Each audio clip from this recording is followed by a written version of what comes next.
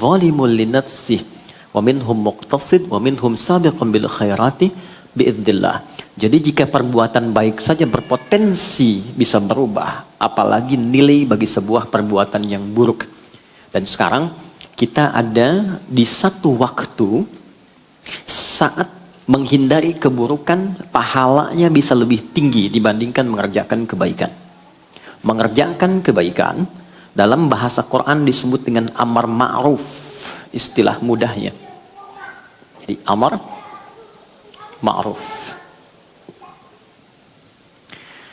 Meninggalkan segala yang buruk, yang tidak ideal, yang dilarang, disebut dengan nahi mungkar, istilahnya. Nahi mungkar. Jadi kebaikan itu singkatnya cuma dua. Kalau bukan memperbanyak sesuatu yang baik, segala yang disepakati baik, ideal, dari ujung kepala sampai ujung kaki, menatap yang baik-baik, bicara yang baik-baik, melangkahkan kaki ke tempat yang baik, berkreasi yang baik-baik, itu amar ma'ruf. Atau menghindari lawannya, lawan baik buruk, lawan saleh salah. Jangan bicara yang salah, jangan menggunjing, jangan mencela, jangan menatap yang terlarang, jangan melangkah kepada yang tidak bermanfaat. Itu nahi mungkar. Kalau mampu memperbanyak dua hal ini, maka berwujudlah manusia yang ideal, manusia paripurna. Khairul insan. Kalau kompak sama-sama mewujudkan itu, kita belajar untuk kompak saling mengingatkan, menjadikan keluarga, kemudian menata kepada arah-arah yang baik, mengajak untuk berjamaah pada kebaikan, maka berubah dari pribadi personal kepada komunal. Kelompok yang menyatu mengerjakan satu hal disebut dengan umat namanya. Kalau umatnya jadi baik, umat musyawarah, menghimpun teman-teman, saling berbagi, saling mengingatkan, saling mengajak kepada kebaikan, maka dia berubah dari kebaikan personal menjadi kebaikan komunal, jadi khairu ummah. Ya, Quran surah ketiga ayat ke-110, kuntum khaira ummah. Modalnya apa? Ini. Kuntum khaira ummatin ukhrijat linnas ta'muruna bil ma'ruf wa tanhauna 'anil munkar.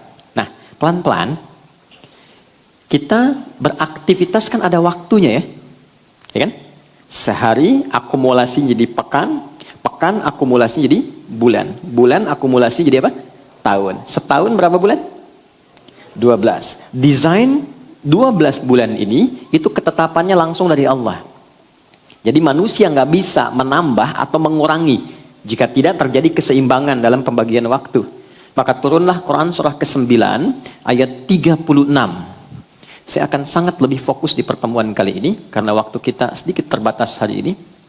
Inna iddatash syuhuri 'indallahi 12 syahran fi kitabillah yauma khalaqas samawati wal arda minha arba'atun hurum.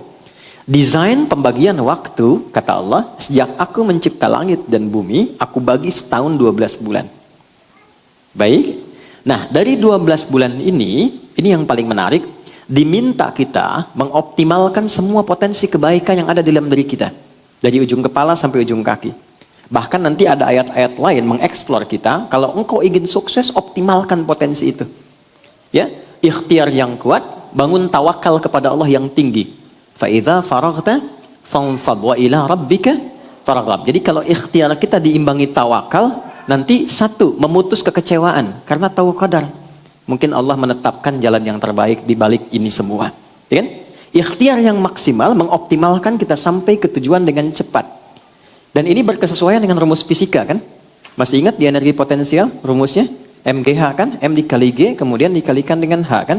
EP sama dengan M massa dikalikan gravitasi kalikan ketinggian height. Kalau kita rubah masanya ke manusia, gravitasinya pijakan yang kuat untuk berikhtiar, heightnya hablum minallah, maka terjadi percepatan. Kalau kita pindahkan ke kinetik, rumusnya kan berubah, setengah M dikalikan V kuadrat kan? Kalau kita ganti ke EK, energi kinetik, setengah M ya, dikalikan V kuadrat. Jadi semakin sedikit usahanya, tapi optimalisasinya tinggi, bergeraknya sedikit, hasilnya banyak, percepatannya nambah. Dan ingat, ini kecepatan bukan kelajuan. Kecepatan ada vektor, ada arahnya. Semua kita ini punya faktor ketika membuat aktivitas. Masih ingat nggak teman-teman? Sholat pertama kita yang ditunaikan tadi apa? Subuh kan?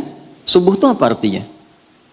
Ada maknanya. Di Islam itu tidak menetapkan nama hampa makna, mustahil. Selalu ada maknanya. Subuh itu dari kata asbah, sesuatu yang siap dengan rencana yang akan dieksekusi. Orang Arab tidak mengatakan kaifa asbaht, bagaimana kabarmu di pagi ini, kecuali menunjuk kesan begini, hei, kabarmu bagaimana di pagi ini, dan sudah punya rencana apa yang akan dilakukan di hari ini.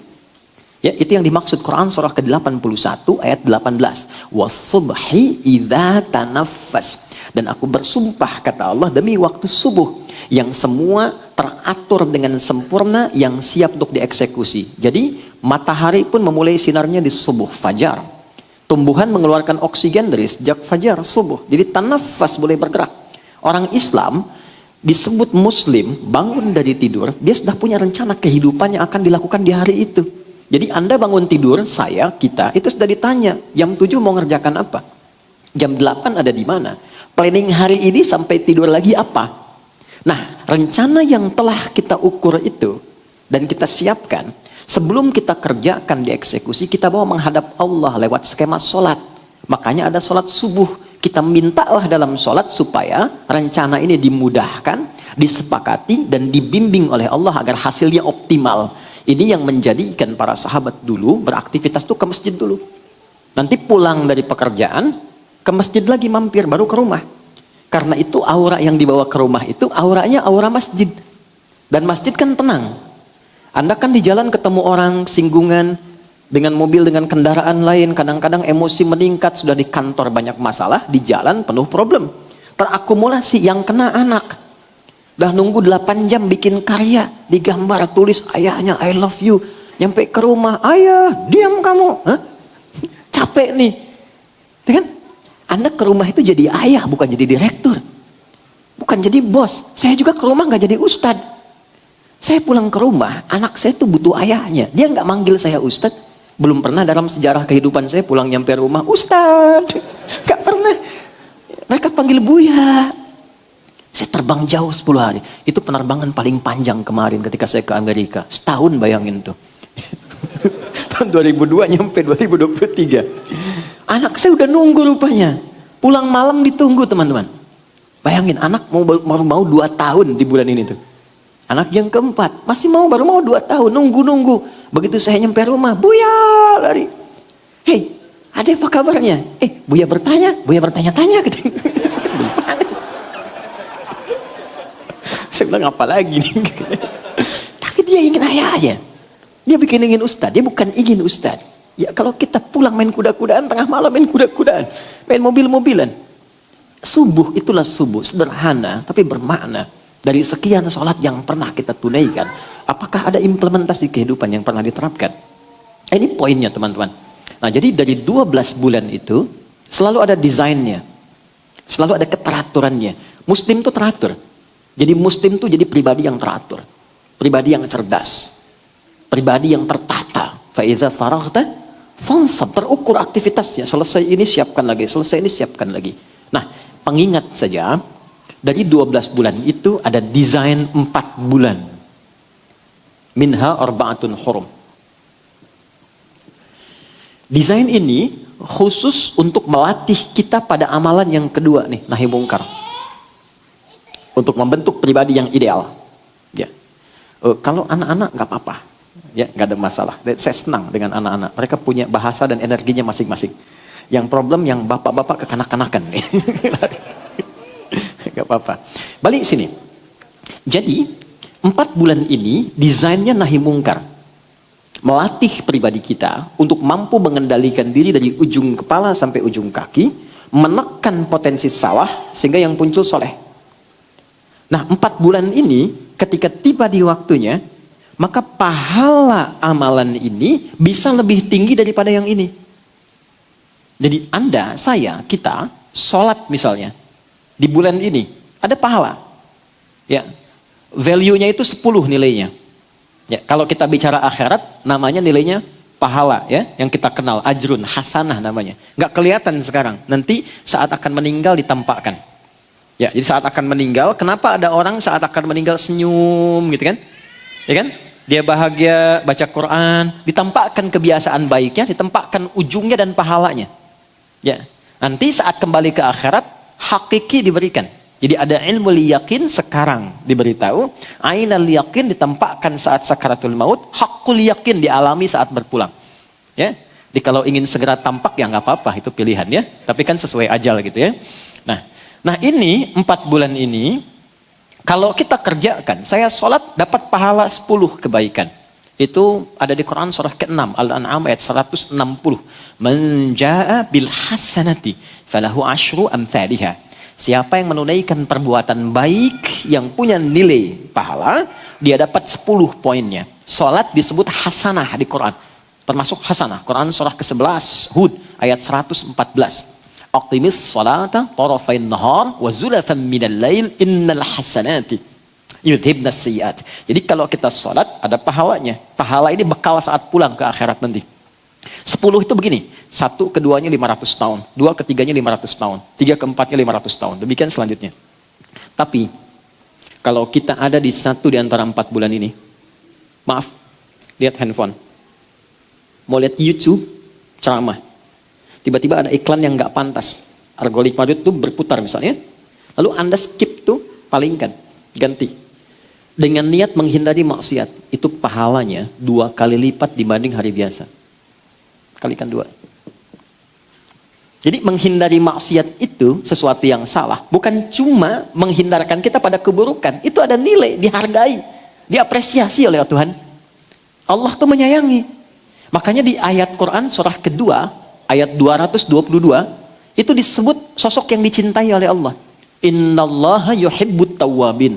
Allah itu senang pada orang-orang yang sering mengoreksi diri menghindari perbuatan maksiat.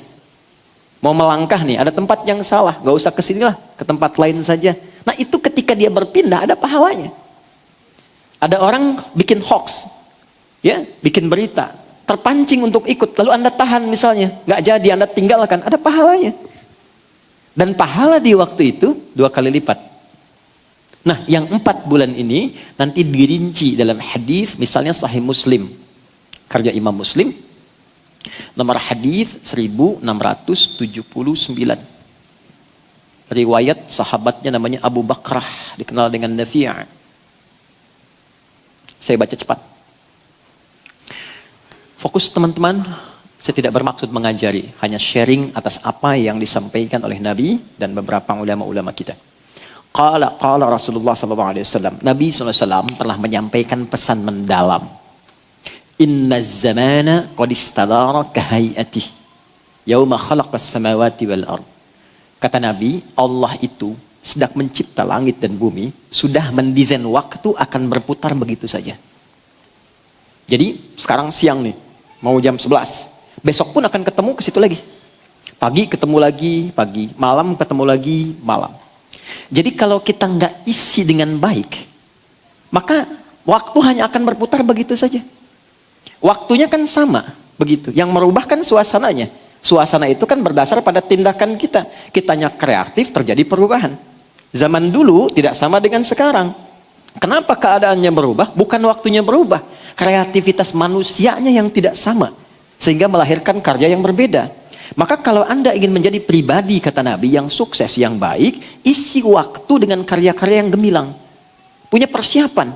Waktu ini desainnya. Ini yang ingin dicapai. Goalnya apa? Kalau perlu sampai akhirat turunkan konsepnya.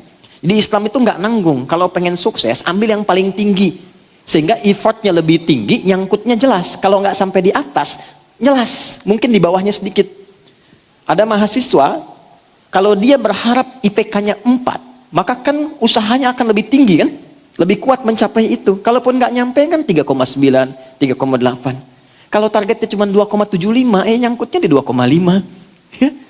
Nah, kata Quran, kalau Anda bikin visi yang panjang, Quran surah ke-59 ayat 18. Ya ayyuhalladzina amanu taqullaha wal tanzur nafsum ma qaddamat lighad. Perhatikan baik-baik, ini indah sekali. Dan nggak ditemukan dimanapun. Kalau Anda mau mapping, bikin planning kegiatan, kata Quran, turunkan semua dimensi kehidupannya. Oke, sekarang kita ada di dunia. Dan ini kita akan tinggalkan kan? Bahkan diumumkan loh, terdengar di telinga. Ya kan? Kalau si Fulan duluan pulang, kan diumumkannya telah meninggal dunia kan? Oke? Berarti ini akan ditinggalkan kan? Dan itu pasti sifatnya. Ya, sesuai dengan ajal namanya. Waktunya tiba, maka di situ kita akan berpulang. Dan gak bisa milih. Quran surah ke-7 ayat 34. Walikulli ummatin ajal, fa idza jaa ajaluhum la yastakhiruna sa'atan wa la yastaqdimun. Setiap manusia, bahkan umat, bahkan generasi berganti itu punya masa hidup. Kalau sudah tiba, dia berpulang, nggak bisa dimundurkan atau dimajukan. Jadi bisa saja terjadi, Anda misalnya duluan, saya belakangan, mungkin. Ya, atau ditukar, ya kan? Saya belakangan, Anda duluan, kan mungkin juga terjadi gitu ya. Ya intinya kita meninggalkan dunia ya. Baik. Oke, sekarang dari dunia pindah kemana? Baik, ke barzakh ya. Tempatnya disebut kubur. Afala ya'lamu idza bu'thira ma fil kubur. Pindah ke kubur. Ya. Oh, hati-hati. Dunia yang kita alami real, bukan sinetron berkepanjangan. Ingat ya. Awas. Dari kubur kemana? Akhirat kan ujungnya. Berarti ada 3 alam yang kita lalui. Nah, di akhirat ini karena akhir itu ujung sesuatu. Tapi kalau ujung tidak ada awalnya lagi. Itu tembok ya. Kalau nggak ada setelah itu space lagi, murni akhir, itu tambah tak di ujungnya, namanya akhirat.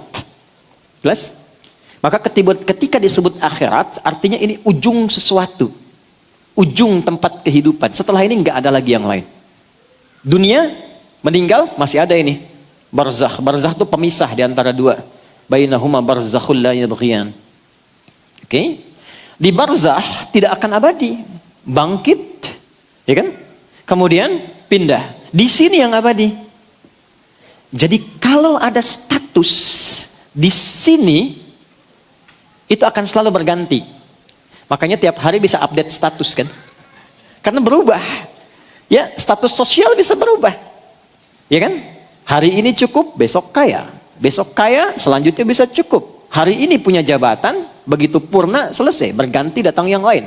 Karena itu kehidupan di dunia disebut dengan khalifah. Dari kata khalafa, sesuatu yang saling menggantikan. Ayah selesai, datang anaknya. Anak selesai, datang cucunya. Jabatan selesai, nggak ada yang abadi. Karena dibatasi, pasti akan ada yang menggantikan. Kaya juga begitu, selesai. Paling tidak sepakat di garis kematian, wafat. Oke? Baik. Dan nanti ada ilmunya sendiri nih. Pindah ke sini, bekalnya sudah berbeda. Karena itu meninggalkan ini hukum alam, hukum tempat itu kan pindah tempat, pindah hukum kan? Oke. Kita sekarang ada di Indonesia, mau ke Malaysia. Kalau sudah ke Malaysia yang dipakai hukum apa? Malaysia. Pindah tempat, pindah hukum. Dari Malaysia mau ke Amerika, hukum Malaysia berhenti, hukum Amerika yang berlaku. Jadi inter dunia saja hukumnya berbeda. Sekarang kita mau meninggalkan dunia, pengen pakai hukum yang sama, mustahil. Karena itu semua barang-barang dunia itu selesai saat di dunia. Dibawa ke kubur aja nggak laku kok. Anda mau bawa di kubur pakai iPhone yang 14 yang baru supaya bisa miss call. Teman di luar nggak bisa, tetap aja rusak habis. Pakaian ganti. Terus hukum dunia nggak berlaku. Sekarang punya rumah, berapa Anda punya rumah? Berapa meter paling luas? Berapa hektar punya taman? Ke kuburan 2 kali sekian, selesai. Bukan berarti nggak boleh selama di dunia, silahkan. Tapi value-nya, naikkan value-nya supaya nanti memberikan nilai ke sini. Silahkan pakai hukum dunia di sini, gunakan value akhirat sehingga ketika pindah kita punya bekal. Puncaknya di sini. Cuman 2 pilihannya. Kalau bukan di tempat kenikmatan darun naim, surga, atau di tempat kenestapaan neraka. Cepat. Wal tanzur, kembali ke Quran surah ke-59 ayat 18. Wal tanzur nafsum ma qaddamat lighad. Dan ayat ini dibuka dengan kata iman. Ya ayyuhalladzina amanu. Sedikit ya. Hei semua orang yang beriman, tingkatkan takwamu kepada Allah dan kalian mesti punya visi hidup yang panjang. Jadi ternyata teman-teman, jadi orang yang muslim beriman itu adalah orang yang visioner. Di semua konsep kehidupan kita, Even sekarang kita hidup di dunia harus visioner. Ya, di antara visi itu jangan tanggung kata Allah, turunkan skemanya dari yang paling tinggi. Wal tanzur nafsum ma qaddamat li ghad. Ghad itu akhirat. Jadi kalau mau bikin kegiatan kata Allah, ya, ini bagus sekali desainnya dan tentu sempurna karena dari Allah. Turunkan dulu tempat yang terakhirnya, goal itu turunkan yang paling tingginya dulu. Kita kan terakhir di sini kan, insya Allah ya. Baik, insya Allah ya. Siapa yang mau ke surga? Alhamdulillah. Surga itu ada 8 tingkat. Paling tinggi surga Firdaus. Siapa yang mau ke Firdaus? Nah, gitu ya. Jadi gini, kata Quran, kalau pilih dan menempatkan sesuatu, tempatkan yang paling tinggi. Jadi kalau kita tempatkan di Firdaus, nyangkutnya kan jelas ya. Paling tidak surga standar kan. Yang nikmatnya juga sudah nikmat ya. Tapi kalau Anda katakan, ya yang penting masuk surga lah, nggak usah tinggi-tinggi amat ya. Si amat aja nggak tinggi misalnya kan. Anda pilih yang biasa. Tapi kalau nggak nyampe situ, di mana nanti nunggunya? Ya kan? Oke, maka ini turunkan surga Firdaus. Nanti Firdaus amalannya apa? Beruntungnya, berbahagianya sebagai muslim, di Islam tuh lengkap semuanya. Petunjuknya lengkap. Tidak ada satupun aktivitas kecuali ada petunjuknya. Tidak ada satupun kejadian, pekerjaan, tempat kecuali ada petunjuknya. Silahkan Anda bandingkan dengan manapun. Ini menunjukkan kebenaran dalam Islam. Gak mungkin bisa memberikan petunjuk dengan tepat di setiap tempat aktivitas yang kita lalui, kecuali siapa? Yang mendesainnya. Kan ada fitrah kemanusiaan, hanya manusia yang bisa melakukan itu. Tapi kalau nggak bisa dikerjakan, berarti manusia lemah di situ. Harus ada yang lain yang mendesain itu. Allah telah menyiapkan segalanya buat dari Firdaus. Turunlah Quran surah ke-23 ayat 1 sampai 9. Penghuni surga Firdaus itu apa saja? Dan yang dijelaskan bukan profesinya, tapi karakternya. Qad aflahal mu'minun alladzina hum fi salatihim khashi'un walladzina hum 'anil lagwi mu'ridun walladzina hum lizzakati sa'ilun. Penghuni surga Firdaus itu ternyata pertama orang yang membangun hubungan baik dengan Allah. Anda pengen ke surga Firdaus, yang punya Allah, punya hubungan gak baik sama Allah, gimana mau masuk? Membangun hubungan baik dengan Allah, caranya disebut dengan sholat. Skemanya di sholat. Maka mulai sekarang, kita mesti mendalami ini, karena ini pangkal dari semua kebahagiaan dunia dan akhirat kita. Kemudian yang kedua apa? Contoh. Maaf ya, Anda mau jadi apapun silahkan. Pengusaha, boleh. Pebisnis, oke. Diplomat, birokrat, ilmuwan, silahkan. Kan semua tidak menghalangi untuk punya hubungan baik dengan Allah kan? Sholat silahkan. Kemudian walladzina hum 'anil lagwi mu'ridun, pada yang tidak penting tinggalkan. Obrolan yang tidak penting, hal yang tidak penting, yang nggak bermanfaat, itu ini kalau pengen ke sini. Turunkan sampai ke bawah. Nah, di antara latihannya lagi apa? Ini. Kalau ada latihannya nahi mungkar, meninggalkan yang tidak penting, yang tidak bermanfaat, tepat di 4 bulan ini, pahalanya 2 kali lipat. 4 bulan ini kata Nabi, maaf, talata mutawaliyat. Isi waktu dengan benar selama 12 bulan. Jangan ada waktu yang kosong yang sia-sia, pesan Nabi. Siapkan visi sampai ke akhirat yang paling tinggi, sukses dunia, alam kubur baik, akhirat tenang. Latihan 4 bulan utama. Talata mutawaliyat, 3 berurutan. Bulan ke-11 Dzulqa'dah. Bulan ke-12 Dzulhijjah. Makanya orang haji banyak mengoreksi diri. Ketiga Al-Muharram, bulan pertama. Ingat, ada haram, ada muharram, ada al-muharram, itu beda. Muharram itu perbuatannya. Mencuri muharram. Hukumnya haram. Waktu meninggalkan hal yang dilarang al-muharram. Jelas? Oke. Satu lagi apa? Rajab. Wa Rajabun Mudhar syahrun baina Jumada wa Sya'ban. Bulan Rajab yang letaknya di antara bulan 6 dan bulan 8, Jumada dan Sya'ban. Sekarang kita berada di bulan itu, di pertengahannya. Kita ada di Rajab. Jadi Rajab itu, maaf, bulan evaluasi. Bulan mengoreksi diri, bulan muhasabah. Dan Quran itu kalau ngajak muhasabah, itu jangan tunjuk orang dulu. Ternyata tidak keluar. Ke dalam dulu konsepnya. Ke dalam. Maka kita mulai koreksi ke dalam dengan turunnya surah ke-66 ayat yang ke-6. Kita bahas dari sini pembahasan utama kita. Nanti baru masuk ke materi yang saya akan buatkan kurikulumnya sampai akhir tahun ini. Jadi insya Allah pembelajaran kita akan tersambung, berkelanjutan sampai dengan akhir tahun. Supaya Anda tahu kalau mau belajar di sini dengan saya kajiannya apa gitu. Nanti saya akan berikan resumnya supaya juga ada catatan yang bisa dibawa. Ya, selain nanti terdokumentasikan lewat video yang mungkin bisa diakses kembali. Baik.